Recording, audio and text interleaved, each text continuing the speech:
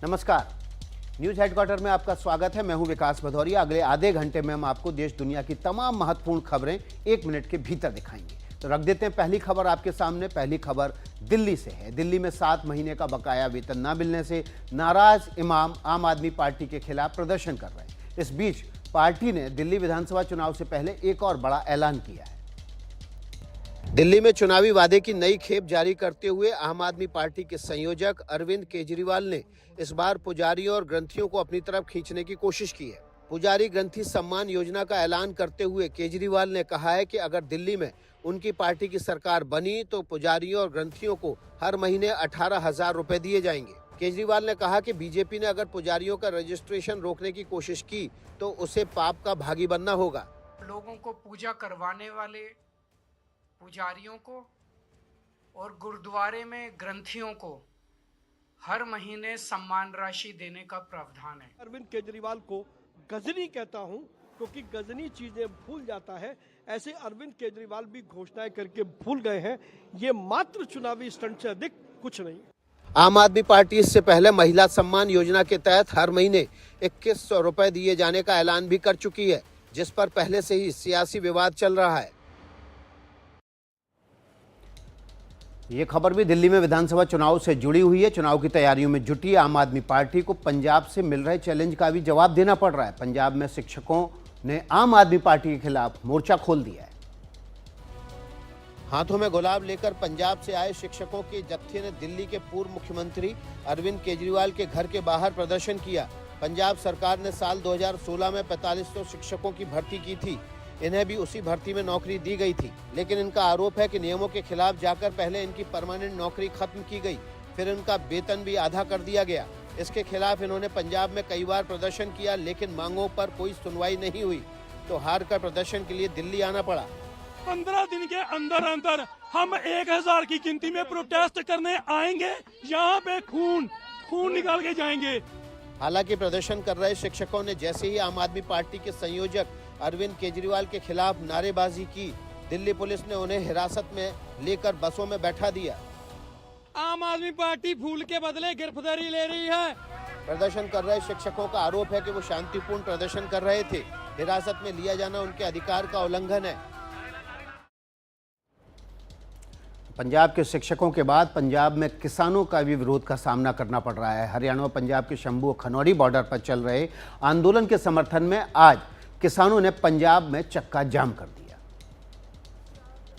सुबह 7 बजे से 140 जगहों पर जमा हुए किसानों ने पंजाब के सभी नेशनल हाईवे और रेलवे ट्रैक बंद कर दिए। अमृतसर, जालंधर, पानीपत, दिल्ली और अमृतसर जम्मू रूट पर ट्रैफिक पूरी तरह से बंद रहा। किसानों ने पंजाब के होशियारपुर में सड़क जाम की, शंभू बॉर्डर पर ट्रेनें रोकी और मोहाली में ट्रैक्टर लगाकर रास्ता जाम कर दिया। किसानों के बंद की वजह से वंदे भारत समेत 157 रेलगाड़ियां रद्द कर दी गईं। वहीं पंजाब से 8 राज्यों के लिए 576 रूट पर चलने वाली बसें भी बंद कर दी गईं। हरियाणा और हिमाचल समेत दूसरे राज्यों की बसें भी पंजाब में नहीं आ रही हैं। किसान आंदोलन के समर्थन में गैस और पेट्रोल पंप के अलावा कई जगह बाजार भी बंद रखे गए। विश्वविद्यालयों ने आज होने वाली सारी परीक्षाएं पहले ही स्थगित कर दी थी। आंदोलन कर रहे किसान एमएसपी गारंटी, भूमि अधिग्रहण करने पर मुआवजा बढ़ाने, कर्ज माफी, सिंचाई के लिए सस्ती बिजली और फसल बीमा योजना में सुधार की मांग कर रहे हैं। पंजाब से वापस दिल्ली आते हैं। दिल्ली विधानसभा चुनाव में वोटर लिस्ट से छेड़छाड़ के नाम पर गरमाई सियासत को बीजेपी ने थोड़ा और गरमा दिया। आरोप लगाया कि अरविंद केजरीवाल भी बीजेपी वोटरों के नाम कटवा रहे हैं। दिल्ली बीजेपी ने कहा है कि अपनी जमीन खिसकती देख अरविंद केजरीवाल और उनकी पार्टी वोटर लिस्ट से छेड़छाड़ का रोना रो रही है। हार के डर से झूठ बोल रहे केजरीवाल की पार्टी के लोग बीजेपी समर्थकों की पहचान कर वोटर लिस्ट से उनका नाम कटवा रहे हैं। अरविंद केजरीवाल किससे खेलना चाहते हो तुम? हम कह रहे हैं सब चीजों की जांच होनी चाहिए, और नई दिल्ली की भी जांच जब हो तो भाली की भी जांच होनी चाहिए। वहां पर देखें कि एक मकान में कोई एड्रेस नहीं है, वहां पर 144 लोग कहां से रहते और वो आते थे वोटिंग डे और वो यहां पर वोट डालते थे और चले जाते थे। ये उनका काम था। अब ये कौन लोग थे, इनके बारे में तो केवल अरविंद केजरीवाल जी ही बता सकते हैं। इससे पहले आम आदमी पार्टी ने कुछ इस तरह का आरोप बीजेपी पर लगाया था।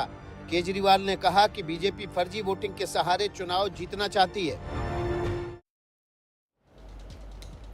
दिल्ली से चलते हैं पटना, जहां अगले साल के आखिरी में चुनाव होने। पटना में बीपीएससी परीक्षा रद्द करने की मांग को लेकर छात्रों और पुलिस के बीच हुई झड़प के बाद सियासत गर्म हो गई है। पटना में बीपीएससी परीक्षा का विरोध कर रहे छात्रों के खिलाफ लाठीचार्ज और वाटर कैनन के इस्तेमाल पर मचे बवाल के बीच जन स्वराज के सूत्रधार प्रशांत किशोर के खिलाफ एफआईआर हुई तो राजनीति का पारा चढ़ने लगा। प्रशांत किशोर के हटने के बाद पुलिस ने लाठी चार्ज किया है। जिन लोगों ने भी ये गलती करी है उनको छोड़ा नहीं जाएगा। पटना के गांधी मैदान थाने की पुलिस ने एफआईआर में प्रशांत किशोर पर छात्रों को भड़काने का आरोप लगाया है। यही आरोप पप्पू यादव भी लगा रहे हैं। वो नेतागिरी करने आया और कुछ टीवी चैनल वाले भी जात के आधार पर उसकी नेतागिरी शुरू कर देते हैं। वो राजनीति करने आए थे। इससे पहले पप्पू यादव ने प्रदर्शनकारी छात्रों से प्रशांत किशोर की बहस का वीडियो भी जारी किया था।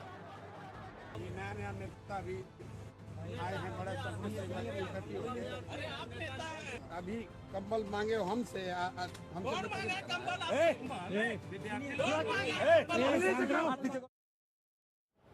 पटना से आते हैं उत्तर प्रदेश के संभल। यहां पर दिल दहलाने वाला हादसा हुआ। एक एसयूवी ने एक बाइक को टक्कर मारी और बाइक को 2 किलोमीटर तक घसीटती चली गई। हादसा संभल कोतवाली इलाके के मुरादाबाद रोड पर हुआ। इसके बाद एसयूवी वाला गाड़ी दौड़ाता रहा। बाइक फंसी रही और तेज चिंगारी उठती रही। ये एसयूवी करीब 2 किलोमीटर तक इसी तरह चलती गई। ना किसी ने उसे रोकने की कोशिश की और ना वो खुद रुका। गाड़ी के नीचे फंसी बाइक की वजह से जिस तरह की चिंगारियां उठ रही हैं, उसे देखते हुए ये मानना तो मुश्किल है कि एसयूवी वाले को हादसे का पता नहीं चला होगा, लेकिन वो सबसे बेपरवाह अपनी रफ्तार में गाड़ी दौड़ाता रहा। इस गाड़ी ने जिस बाइक सवार को टक्कर मारी उसका नाम सुखवीर था। एसयूवी की टक्कर से वो उछलकर दूर जा गिरा। इस हादसे में उसकी मौत हो गई, लेकिन बोलेरो सवार एक्सीडेंट के बाद फरार हो गया। इस घटना का एक वीडियो भी सोशल मीडिया पर वायरल हो रहा है। इस गाड़ी की चपेट में आकर मारे गए युवक के घरवाले आरोपी ड्राइवर को गिरफ्तार कर जल्द से जल्द सजा देने की मांग कर रहे हैं। फिलहाल पुलिस आरोपी की तलाश कर रही है।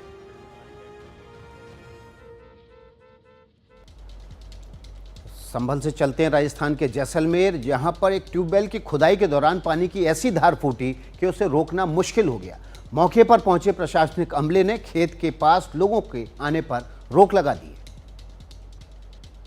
ये कोई नदी या समंदर का किनारा नहीं है। पानी की ये लहरें रेगिस्तानी जमीन पर मचल रही हैं। खेत में ट्यूबवेल की खुदाई हो रही थी। उसी दौरान गैस और सिल्ट के साथ पानी की तेज धार निकली, जिसकी ऊंचाई करीब 20 फीट थी।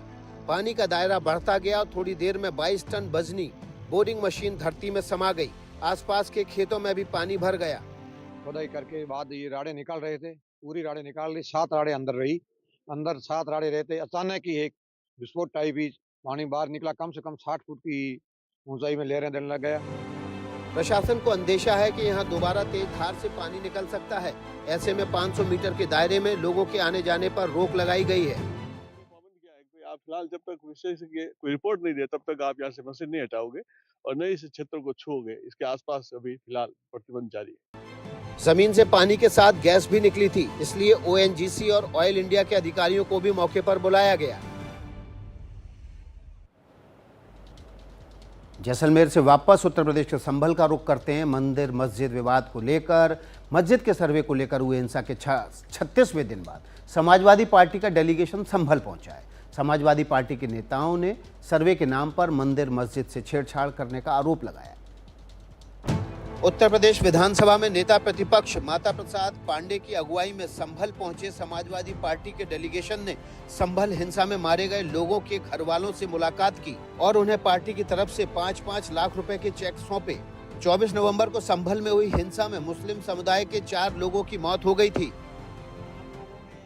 जो यहाँ जाना है यह है कि पुलिस यहाँ उत्पीड़न की कार्यवाही बड़े पैमाने पर कर रही है। संभल में 24 नवंबर को मस्जिद के सर्वे के दौरान हिंसक भीड़ ने पथराव, आगजनी और फायरिंग की थी। इसमें 4 लोगों की मौत हो गई थी। चाहते हैं कि न्याय मिले हमें और सभी लोगों को न्याय मिले जिन घर परिवार वालों के साथ ऐसा हुआ है। समाजवादी पार्टी की मदद का ऐलान जो करा 5-5 लाख का। उन्होंने बस ऐसे ही कह दिया कि कोई परेशानी हो कुछ भी हो हमारे नेता से संपर्क करें। अब तक हिंसा में शामिल 90 लोगों की पहचान हो चुकी है। इनमें से 50 लोग गिरफ्तार किए जा चुके हैं। उत्तर प्रदेश से चलते हैं आंध्र प्रदेश। यहाँ के डिप्टी सीएम और बड़े फिल्मी सितारे पवन कल्याण ने तेलुगु सुपरस्टार अल्लू अर्जुन की गिरफ्तारी पर चुप्पी तोड़ी है और कुछ ऐसा कह दिया जिसे सुनकर अल्लू अर्जुन को कतई खुशी नहीं हुई होगी। फिल्म पुष्पा 2 की स्क्रीनिंग के दौरान हैदराबाद के संध्या थिएटर में मची भगदड़ और फिर इसी मामले में अल्लू अर्जुन की गिरफ्तारी पर 17 दिन की चुप्पी के बाद पवन कल्याण बोले तो अल्लू अर्जुन पर ही हमलावर नजर आए। पवन कल्याण ने पत्रकारों से अनौपचारिक बातचीत में कहा कि कानून सभी के लिए बराबर है। पुलिस को लोगों की सुरक्षा को ध्यान में रखते हुए अपना काम करना चाहिए। पवन कल्याण ने तेलंगाना के मुख्यमंत्री रेवंत रेड्डी की भी तारीफ की।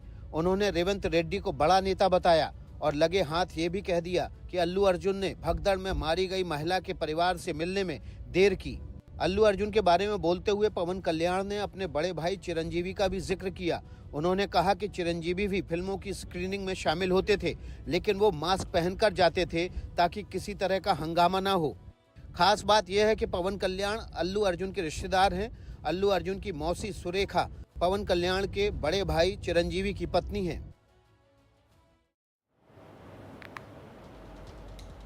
तो चलिए अंतरिक्ष की कुछ घटनाओं का जिक्र कर लेते हैं। अब से करीब कुछ ही घंटों बाद ठीक रात के तकरीबन 10 बजे के आसपास भारतीय अंतरिक्ष इतिहास रचने वाला है। भारतीय अंतरिक्ष अनुसंधान संगठन यानी इसरो डॉकिंग अनडॉकिंग की तकनीक का परीक्षण करेगा। इस टेस्ट के लिए इसरो 2 सैटेलाइट लॉन्च करेगा जिन्हें पृथ्वी की निचली कक्षा में आपस में जोड़ा जाएगा। इस प्रक्रिया को ही डॉकिंग कहते हैं। 1 सेंटीमीटर पर सेकंड तो स्पीड है, वो आपस में एक डायरेक्शन में, और दोनों डायरेक्शन में स्पीड तो 0 ही होगा। माने दोनों तेजी से जा रहे हैं लेकिन साथ साथ जाएंगे और फिर जुड़ जाएंगे। मिशन से जुड़े जोखिम का अंदाजा इसी बात से लगाइए कि एक दूसरे से करीब 5 किलोमीटर दूरी पर जब ये सैटेलाइट पृथ्वी की कक्षा में पहुंचेंगे तो इनकी गति करीब 28,800 किलोमीटर प्रति घंटा होगी।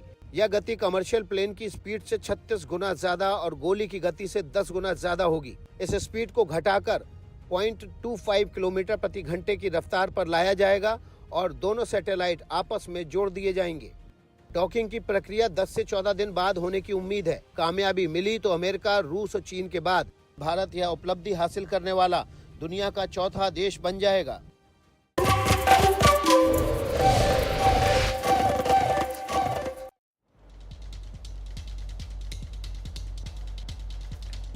ब्रेक के बाद न्यूज़ हेडक्वार्टर में आपका स्वागत है। खबरों के सिलसिले को आगे बढ़ा लेते हैं और सीधे चलते हैं हांगकांग। हांगकांग इन दिनों पांडा संरक्षण की मुहिम चला रहा है। पांडा के प्रति लोगों में जागरूकता फैलाने के लिए प्रदर्शनियां और पांडा थीम वाले कार्निवल का आयोजन भी चल रहा है। हांगकांग में ऐसे ही एक इवेंट के दौरान आसमान पांडा की चलती फिरती तस्वीरों से जगमगा उठा। ये शो 10 मिनट का था जिसमें 1000 ड्रोन का इस्तेमाल किया गया था। इस इवेंट के दौरान ड्रोन की मदद से आसमान में बनाई पांडा की 3D तस्वीरें कुदरती थिएटर में एनिमेशन का एहसास कराती थी, जिसे देखने के लिए लोगों की भीड़ लगी रही। हांगकांग के लिए विक्टोरिया हार्बर के ऊपर उड़ रहे कुछ ड्रोन ऐसे भी थे जिनके जरिए आसमान में शानदार आतिशबाजी की गई। यूं तो चीन की सत्ता और हांगकांग के लोगों के बीच हाल के दिनों में 36 का आंकड़ा ही दिखाई देता रहा है, लेकिन बीजिंग की तरफ के तोहफे में मिले जायंट पांडा के जोड़े के बाद हांगकांग में खुशी का माहौल है। चीन से मिले तोहफे के बाद हांगकांग में पांडा की कुल संख्या 6 हो गई है। इन्हें शहर के ओशन पार्क नाम के थीम पार्क में रखा गया है और इनके बारे में अवेयरनेस फैलाने के लिए हांगकांग प्रशासन हाल के हफ्तों में पांडा से जुड़े तरह तरह के इवेंट्स का आयोजन कर रहा है। इनमें प्रदर्शनकारियों से लेकर पांडा थीम वाले कार्निवल तक शामिल हैं।